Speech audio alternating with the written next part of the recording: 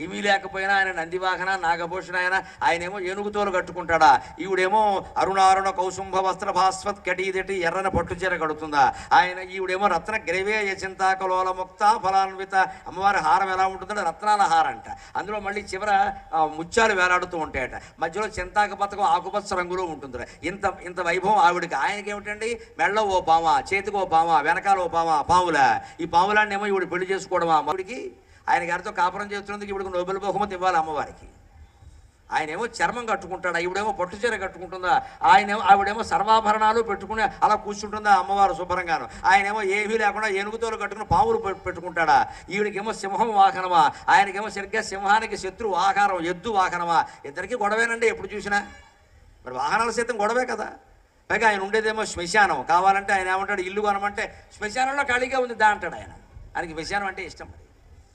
మరి ఇల్లు కొనమంటే ఎక్కడైనా హైదరాబాద్ అబిడ్స్లో కొనాలి కానీ శ్మశానంలో కొంటారంటే అలాగా. ఆయన ఏమంటాడు, నాకు శ్మశానమే ఇష్టం, నాకు శ్మశానమే ఇష్టం. ఎందుకంటే శ్మశానం ఇష్టం? అపార్థం చేసుకోకూడదు భగవంతుణ్ణి. శివుడు శ్మశానాన్ని రుద్రభూమి అంటారు. ఎందుకు శివుడికి శ్మశానం ఇష్టమో తెలుసా? శ్మశానంలో ఎందుకుంటాడో తెలుసా? కాళహస్తి వెళ్ళండి మీరు. శ్మశానవాసీ భగవాన్ కాళహస్తీశ్వర శివక అని ద్వారం మీద రాసి ఉంటుంది. కాళహస్తీశ్వరుడు ఈ ఆలయంలో ఊరికే మీ దర్శనం కోసం ఉన్నాడంతే. నిజానికి ఈయన ఉన్నది శ్మశానంలో. దేవుడు శ్మశానంలో ఉండడం ఏంటండి? ఎందుకుంటాడు? ఏ జీవి అయినా ఖచ్చితంగా చిట్ట చివరికి దారి తప్పకుండా ట్రాఫిక్ జామ్ అయినా సరే వెళ్ళేది శ్మశానానికే. దారి తప్పకుండా. అక్కడ రూట్ ఎవరిని అడగక్కర్లేదు. శ్మశానానికి వెళ్ళేవాళ్ళు ఎవరిని శ్మశానం ఎక్కడ అడగరు, తెలుస్తుంది. ఖచ్చితంగా ఆడ మగ తేడా లేకుండా, పెద్ద చిన్న తేడా లేకుండా వెళ్ళేది శ్మశానానికే. అక్కడ వీళ్ళు వెళ్ళేసరికే శివుడు సిద్ధంగా ఉంటాడట. ఉండి ఏం చేస్తాడట, మాయ బంధములని ఖాయమయ్యనుగా అదే సాగుదోడ వదలి రావదేమి. అదే భావన కలిగి నేను ఇష్టదైవం అనే పుస్తకంలో పద్యం రాశాను శివుడి మీద. నువ్వు శ్మశానంలో ఎందుకు ఉంటాయో నాకు అర్థమైందయ్యా. మాయ బంధములని ఖాయమయ్యనుగా అదే రావదేమి, మాయ బంధములని ఖాయమయ్యనుగా అదే సాగుతోడ వదలి రావదేమి. నీవు నన్ను చేర నిలుచుంటి నేనని, నీవు నన్ను చేర నిలుచుంటి నేనని శవము శవము చేరి శివుడు పల్కు. అక్కడ శ్మశానంలో దహనం అయిపోతుంటే, గరుడ పురాణంలో ఉండే విషయం అండి. దహనం అవుతుంటే ఏం జరుగుతుందో తెలుసా? పంచప్రాణాలు పోవు. మనిషి పోగానే ఒక్క ప్రాణమే పోతుంది. 4 ఉంటాయి దేహంలో ఉంటాయి. ఇంకా వైద్యం చేస్తే బతుకుతాడు, చెయ్యొచ్చు, పర్వాలేదు. సాధారణంగా జరగదు కానీ అవకాశం ఉంది. పోయిన చోట ఒక్క ప్రాణమే పోతుంది. పోయిన శవాన్ని కింద పడుకోబెడతాను చూడండి, వేరే చోట మంచం నుంచి దించి అక్కడ 2వ ప్రాణం పోతుంది. ఓ దించేశారు అంటే ఇంకా అవకాశం లేదు, వెళ్ళిపోవడమే. ఇంకా 3 ఉంటాయి. 3వ ప్రాణం ఎక్కడ పోతుంది తెలుసా? శ్మశానంలో దహనం చేస్తుంటే పోతుంది. అప్పుడే 4, 5 కూడా బయటికి వెళ్ళిపోతాయి దహనం అవుతుంటే. అప్పుడు ఆ 3 ప్రాణాలకి అర్థం అవుతుంది, కాలిపోతుంది, ఇంక ఉండే మనకు ఉపయోగం లేదు అని 3 వాయువులు బయటికి వెడతాయి. ఒక వాయువు బయట నిలబడుతుంది. అనుకుంటుంది, ఇదేమిటి నా శరీరం, ఇది నా శరీరం దహనమైపోతుంది, నాకు ఆ వేడి తెలియట్లేదు, అది కాలిపోతుంది. కన్న కొడుకు పెద్ద కొడుకు కాల్చేస్తున్నాడు, నాకేం తెలియట్లేదు అంటే, అయ్యో బాబోయ్ ఇది నేను కాదనమాట. మాయామేజ జగంబు నిత్యమని సంభావించి మోహంబునన్. ప్రతి వ్యక్తికి బలిజేపల్లి వారి హరిశ్చంద్ర పద్యం గుర్తొచ్చి తీరుతుందమ్మా. కర్మ కాలిపోయింది, మనస్సులో భావించాలి తప్ప శరీరం లేదు, ఏం చేస్తాం? మాయామేయ జగంబు నిత్యమని సంభావించి మోహంబునన్ నా ఇల్లాలని నా కుమారుడని ప్రాణంబుండునందాక ఎంతో అల్లాడిన ఈ శరీరము ఇప్పుడు ఇందున్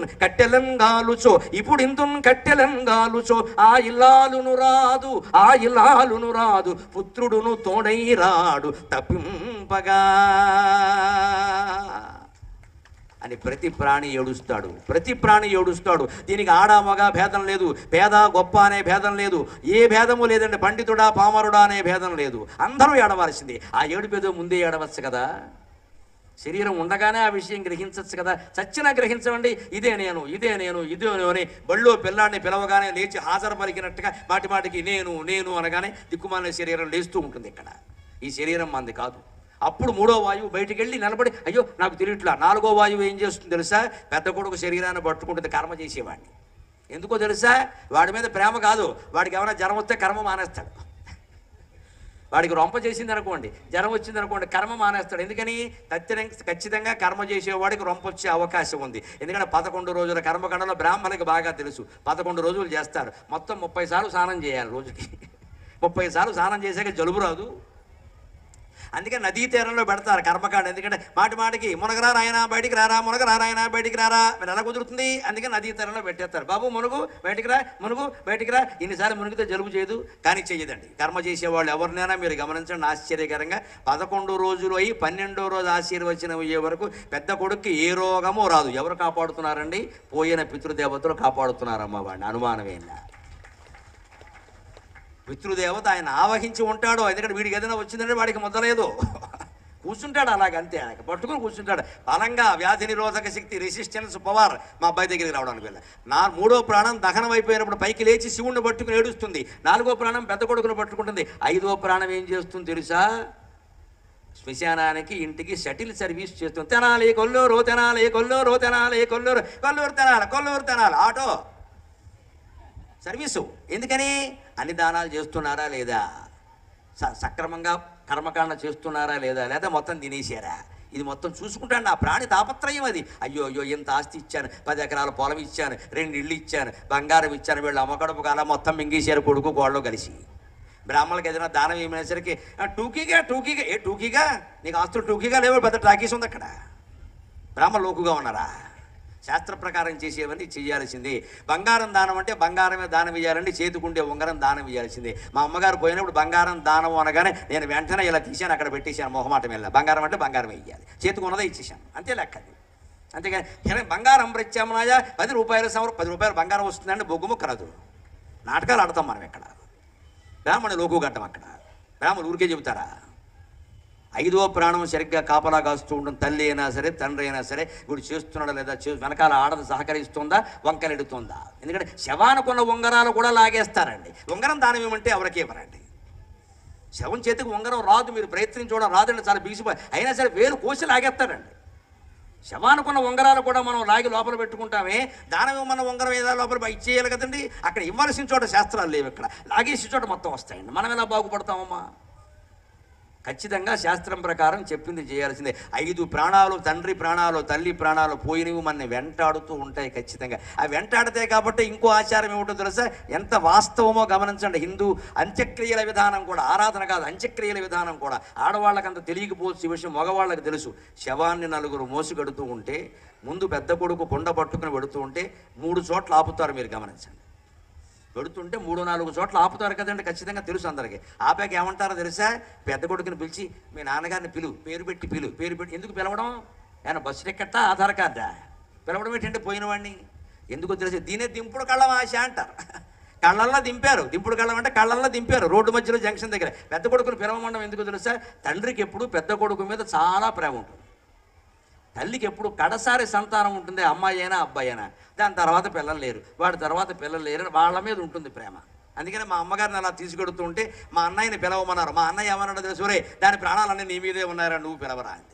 నేను పిలిచానండి, నేను కవిని, నేను మామూలుగా ఎందుకు పిలుస్తానండి? అమ్మా కావలనన్న వచ్చునే ఎకాయకి నా కవనమ్ము చేరను. ఆవిడ చెవిలో నా నోరు పెట్టి ఇప్పుడు ఎలా అరుస్తున్నానో అలాగే అమ్మా అమ్మా అమ్మా 90 ఏళ్ళైనా నువ్వు పోవడం నాకు ఇష్టం లేదమ్మా, రావమ్మా అని పిలిచా. వస్తుందా అండి? రాకపోతే నాకు మంట ఎత్తింది, కోపం వచ్చింది, పద్యం చెప్పాను. కావలనన్న వచ్చునే ఎకాయకి నా కవనమ్ము చేరను, అవు రావలనన్న వచ్చునే సరాసరి నందన పారిజాతమై తావుల నేను చుండెను. కావలనన్న వచ్చునే ఎకాయకి నా కవనమ్ము చేరను, అవు రావలెనన్న వచ్చునే సరాసరి నందన పారిజాతమై తావుల నేను చుండె. అయినా తలడిలన్ బని లేదు, తల్లికిన్ సేవలు చేయు పుత్రకుల జీవితముల్, తల్లికిన్ సేవలు చేయు పుత్రకుల జీవితముల్ నవపారిజాతముల్ అని అంత్యక్రియలప్పుడు ఆ సందర్భాన్ని కూడా నేను కవిత్వంతో ఉపయోగించుకున్నానమ్మా. నేను ధన్యుడిని నిజంగా. అప్పటికప్పుడు ఆశువుగా పద్యం చెప్పగలిగిన శక్తి నాకు ఉంది కాబట్టి నా తల్లి నేను ఎంత పిలిచినా రాకపోతే రాదు అని తెలుసుంటూ కూడా పద్యమేనా వస్తుంది కదా, ఈ భావాన్ని పద్యంలో పెడదాం. ఎంత ప్రయత్నించినా పోయిన వాళ్ళు రారు కదా. ఉన్నప్పుడేమో తల్లిదండ్రులను అశ్రద్ధ చేస్తారు. పోయిన తర్వాత ఈ మగాడు ఏమంటారంటే మా అమ్మే ఉంటే మా నాన్నే ఉంటే పోగొట్టేసింది నువ్వే చూసుకో. ఇంకక్కడి నుంచి కబుర్లు మొదలవుతాయండి. మా అమ్మ చాలా గొప్పది, మా నాన్న చాలా గొప్పవాడు. ఉన్నప్పుడేమో మనం నానా తగాదాలు పెట్టి వాళ్ళ ముందే అనారోగ్యంతో చచ్చేలా చేశాం. పోయిన తర్వాత పెద్ద వైభవాలు, అందరికీ భోజనాలు. ఎందుకంటే ఈయన గొప్పతనం బయటపడాలి. ఇక్కడ ఈ నాటకాలు ఆడితే ఉపయోగం లేదండి ఖచ్చితంగా. రాడు. అందుకే మన సంప్రదాయంలో ఏమంటారంటే పోయినప్పుడు ఒకటే ప్రాణం పోతుంది కాబట్టి, ఇంకా ఒక ప్రాణం దించినప్పుడు పోయింది కాబట్టి, ఇంకా 3 ప్రాణాలు ఉన్నాయి కాబట్టి బతికే అవకాశం ఉంది కాబట్టి అక్కడ పెద్ద కొడుకు ఆయన్ని ప్రేమించేటువంటి వాడు చెవులో నోరు పెట్టి నాన్న నాన్న నాన్న నాన్న అంటే వస్తాడేమో అని ఒక ఆశ. దాన్నే దింపుడు కళ్ళం ఆశ అంటే ఎలాగూ తీరదు, కానీ మీ ప్రయత్నం మీరు చేయండి. మన సంస్కృతి అంత గొప్పది. చిట్ట చివరి ఆశను కూడా కోల్పోవద్దు, నిరాశ వద్దు అని బోధించే సంస్కృతి మనది.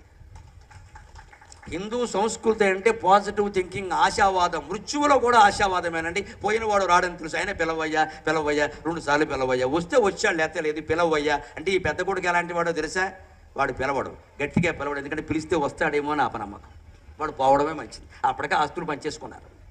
ఇప్పుడు వస్తే గొడవలు అయిపోతాయి. అందుకని ఏమనుకున్నారు ఇక్కడ, సబారా అది వీడికే వినపట్ల, వాడికి ఎక్కడ వినపడుతుంది? అలా పిలవకూడదమ్మా, నేను పిలిచినట్టే ఆర్తిగా పిలవాలి. వచ్చారా రాదా అన్న సమస్య కాదు, మన ప్రేమ వ్యక్తం కావాలి. అక్కడ పోయిన వాళ్ళ కోసం మనం ఏడుస్తున్నాం, మన ప్రేమ వ్యక్తం చేయడానికి వాళ్ళు రావడం అనేది అవసరమా? వస్తే వస్తారు లేకపోతే లేదు. మనం చేసే పని సరిగ్గా చేయాలి కదా. భగవంతుడు ప్రత్యక్షం కాకపోయినా సరే, భగవంతుడు మన కోరికలు తీర్చినా తీర్చకపోయినా సరే, మన కష్టాలు తీర్చినా తీర్చకపోయినా సరే, పూజ మనం చేస్తే దండం పెడితే చిత్తశుద్ధిగా పెడుతున్నామా లేదా, దేవుడా కాపాడు అంటున్నామా లేదా, ఆ ఆర్తి మన తల్లిదండ్రుల విషయంలో కూడా ఉండాలి. ఉన్నప్పుడు ఉండాలి, పోయినప్పుడు ఉండాలి ఖచ్చితంగా. అదే పితృదేవత ఆరాధన. అందుకని శంకరాచార్య చివరిగా ఒక్క మాట చెబుతున్నారు, అమ్మా నేను కష్టాలు వచ్చినప్పుడు ప్రార్థించాను అనొద్దు. ఎవరైనా చిన్నపిల్లలు ఆకలేసినప్పుడు తల్లిని ప్రార్థించినట్టే నేను కూడా కష్టాలు వచ్చినప్పుడే ప్రార్థిస్తా. అందుకని నన్ను అనుగ్రహించవమ్మా అని చిట్ట చివరిగా ఒక్క మాట చెబుతున్నారు. మత్సమఃపాతకీ నాస్తి పాపఘ్నే త్వత్సమానహి ఏవం జ్ఞాత్వా మహాదేవి యథాయోగ్యం తథా కురు. అపరాధ క్షమాపణ స్తోత్రం కాబట్టి ఎన్ని పాపాలు చేసిన వాళ్ళకైనా భయం తొలగిపోయేలా చెబుతున్నారు ఆయన. ఒక పెద్ద మాట అంటున్నారు అమ్మవారితో, అమ్మ నా అంత పాపాత్ముడు ఇంకొకడు లేడు, కావాలంటే పందెం చూపించమంటున్నాడు ఆయన. నా అంత పాపాత్ముడు ఇంకొకడు లేడు. ఒరే పాపాత్ముడా నా దగ్గరికి ఎందుకు వచ్చావరా అంటే అంటాడు, నీ అంత దయామయ్యి కూడా ఇంకెవరూ లేరు, అందుకే నీ దగ్గరికి వచ్చా. ఇది మనం గుళ్ళో మాట్లాడాలి. నా అంత పాపాత్ముడు లేడు, తెనాలి మొత్తం ఛాలెంజ్ చూపించండి కావాలంటే అంటాడు. అలాగే మరి నా దగ్గరికి ఎందుకు వచ్చావురా, ఇంత పాపాత్ముడు గుళ్ళోకి వచ్చావంటే నీ అంత దయామయ్య లేదు కదమ్మా, అందుకే నీ దగ్గరికి వచ్చా. అమ్మవారు అంత దయామయ్య, తల్లి అంత దయామయ్య. ఎంత లాజిక్ అండి, ఎంత లాజిక్ అండి. ఈయన మించిన లాయర్ ఎవడు ఉంటాడు? మన తరఫున వాదిస్తున్నాడండి ఆయన బ్రహ్మచారి. ఆయనకి ఏమున్నాయండి? శంకరాచార్య పాపం చేస్తే ఎలా ఉంటుందా లోకం, ఈ సాహిత్యం ఉంటుందా? మన కోసం మనం ఇలాగే ఉండాలి. అందుకే నా అంతటి పాపాత్ముడు లేడు, మరి నా గుళ్ళోకి ఎందుకు వచ్చావు? నీ అంత దయామయ్య లేదు, అందుకని వచ్చాను, నేనేం చేయమంటావు? ఇదండి వాదన అని చెప్పి ఏమంటున్నాయంటే, మత్సమఃపాతకీ నాస్తి, నా వంటి పాపాత్ముడు ఇంకొకడు లేడు. పాపఘ్నే త్వత్సమానహి, పాపాలు పోగొట్టి భక్తుల్ని కాపాడే విషయంలో నీ అంత దయామయ్యి మరింకెవరు లేరు. కాబట్టి ఏవం జ్ఞాత్వా మహాదేవి, ఈ విషయం నీకు తెలుసును కాబట్టి యథాయోగ్యం తథా కురు. నా జీవితాన్ని ఏం చేయదలుచుకున్నావో నీ ఇష్టం అమ్మా, నీ చేతిలో పెట్టా. అన్యథా శరణం నాస్తిత్వమేవ శరణం మమ తస్మాత్ కారుణ్యభావేన రక్ష రక్ష మహేశ్వరి, రక్ష రక్ష మహేశ్వరి, రక్ష రక్ష మహేశ్వరి. శంకరాచార్య రామానుజాచార్య అందరూ ఉన్నారు, న్యాయవాదులు అందరూ ఉన్నారు, కానీ మన మనస్సులో చిత్తశుద్ధి ఉండాలి కదా. అందుకే అంటున్నారు ఆయన, బొమ్మలాట సంసార జీవితం బొమ్మలాట ముఖ్యంగా గుర్తుపెట్టుకోవాలి. లేకపోతే మీరు గమనించండి, పెళ్లిగాని కుర్రాడు బడ్డీ కిళ్ళి కొట్టు దగ్గర నుంచుంటాడు, ఏదో 4 స్నేహితులు కలుస్తాడు, వాడి దారిని వాడు ఏదో సరదాగా మాట్లాడుకుంటూ ఉంటే సాయంత్రం వేళ చలికాలం 5:30కి సినిమాకి ఎడుతూ ఉంటారు షికారుకో దంపతులు, భార్య భర్తను. బండి మీద ఆయన ముందు నడుపుతూ ఉంటాడు, ఈవిడ చక్కగా నడుం చుట్టూ చెయ్యేస్తుంది చక్కగా, ఇంకా ఆయనకి సరదాగా ఉంటుంది చాలా. అందుకని నడుము చెట్టేగానే హ్యాపీ హ్యాపీ అనుకుని బండి నడుపుతూ ఉంటాడు. ఈ కుర్రాడు ఉన్నాడే కాలేజీ కుర్రాడు, వీడు తిన్నగా ఉండగా ఆ దృశ్యం చూస్తాడు. చూసి లైఫ్ అంటే వైఫ్ బండి అలా ఉండాలి. మనం ఉన్నాం ఎందుకు ఇక్కడ, సత్రం పోయినాం మటన్ నిద్ర, మన కోసం చూసేవాడు లేడు, మనం సినిమా చూసినా ఒక్కళ్ళమే వెళ్ళాలి, అందుకే పెళ్లి చేసుకోవాలి అని మొదలుపెట్టి పెళ్లి చేసుకుంటాడు. అందుకే పెళ్లి కాని తర్వాత 2 ఏళ్ళు అయ్యేసరికి ఈ లైఫ్ అన్నీ ఎంత బాగుంటాయో అర్థమైపోతాయి ఖచ్చితంగా. పెళ్ళి అయిన మొదటి సంవత్సరం భార్య మాట భర్త వింటాడు, కోడు కొత్త మోజు కదా, మా ఆవిడని తిరుగుతూ ఉంటాడు. ఈ అమాయకురాల పాపం, ఆయనకి నేనంటే ఎంత ఇష్టం, ఏడాదేనమ్మా కంగారు పడకే, ఏడాది యానివర్సరీ అవగానే మారిపోతాడు, అనుమానం లేదు. ఇక్కడ ఏడాది పాటు తిరుగుతాడు అంతే, యవ్వనం అంతకంటే ఉంది, అందరికీ తెలుసున్నది. అంటే మొదటి సంవత్సరం భార్య మాట భర్త వింటాడు, 2వ సంవత్సరం భర్త మాటే భార్య వింటుంది, అలవాటు పడిపోతుంది. ఇది హిందూ దేశం, ఈ దేశంలో మగాళ్ళు ఇంతేనైనా పెత్తనం భరించాల్సిందే, ఎందుకు వచ్చిన గొడవ అని ఉంటుంది. ఇక 3వ సంవత్సరం నుంచి వీళ్ళిద్దరూ ఒకరి మాట ఒకరు వినరు, వీళ్ళిద్దరి మాటలు ఎరుగు పొరుగు వింటూ ఉంటారు. ఇంకా కిటికీ తీస్తే బోడు కాలక్షేపం, తోసుంటా నాకేం పెట్టావు, నువ్వేమి ఇచ్చావు, ఇదే గొడవ. ఎందుకు అవుతుంది గమనించండి. ఇది నేను జోక్గా చెప్పినా చలోక్తిగా చెప్పినా తీవ్రంగా ఆలోచించి ఎందుకు ఇలా అవుతుంది. పెళ్ళైన మొదటి సంవత్సరం ప్రేమించినటువంటి భార్యను 30 ఏళ్ళైనా ఎందుకు అదే ప్రేమని మనస్సులో పెట్టుకోలేకపోతున్నాం? మనం శరీరాన్ని ప్రేమించాం, ఆవిడ మనస్సును చూడలేదు, ఆవిడ తత్వాన్ని చూడలేదు, ఆవిడ సేవను చూడలేదు, దేన్ని చూడాలి? శరీరాన్ని చూసాం మనం. అందంగా ఉంది, లేకపోతే కట్నం ఎక్కువ ఇచ్చింది, లేకపోతే సాఫ్ట్వేరు హార్డ్వేరు బాగా సంపాదిస్తుంది, ఇదే ఆలోచించాం మనం. ఆ సంపాదన శాశ్వతం కాదు, ఆ అందం అసలే శాశ్వతం కాదు. ఆ అమ్మాయికి ఏదైనా ప్రమాదంలో ఏదైనా జరగచ్చమ్మా, వదిలేస్తామా? ధర్మం అది. ఖచ్చితంగా మన హిందూ ధర్మం ప్రకారం ఇందాక కాళిదాసు భార్య ఏం చేసిందండి?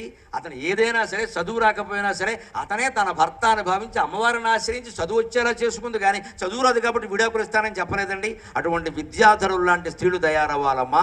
మన ఆశయం అది, మన ఆలోచన అది. ఎట్టి పరిస్థితుల్లో వివాహం అయింది అంటే ఏం కానీ ఎంత ఇబ్బంది పడినా అదే భర్త అదే భార్య ఉండాల్సిందే, జీవితాంతం గడపాల్సిందే. అప్పుడే పార్వతీ పరమేశ్వరుల కటాక్షం మనకు లభిస్తుంది. ఇవాళ సమస్య ఎలా ఉంది అంటే 2-3 ఏళ్ళు కూడా కలిసి ఉంటారనే గ్యారంటీ లేదండి. ఇవరకు పెళ్లి చేస్తే ఓ పని అయిపోయింది, అమ్మాయిలందరికీ పెళ్లిళ్ళు చేసేసి అని సుఖంగా కాళ్ళు చాపేసేవాడు. ఇప్పుడు చాపడానికి లేదండి. 2 ఏళ్ళది అమ్మాయిలు మళ్ళీ రిటర్న్ బ్యాక్ వెనక్కి. ఏంటంటే నాకు కుదరదు, నేను ఉండను, అంతే. ఇప్పుడు ఏం చేయాలమ్మా? ఒక పెళ్లి చేయడమే కష్టమైంది, 2వ పెళ్లి ఎవడు చేస్తాడు? అలాగే ఆవిడని చేసుకోమన్నాం అనుకో, ఎవడు చూసుకుంటుందో తెలియదు, కొంపలు అట్టుకుపోతాయి. ఇప్పుడు తల్లిదండ్రులు ఏమవ్వాలి? అమ్మాయిని సమర్థించలేరు, సమర్థించకుండా ఉండలేరు.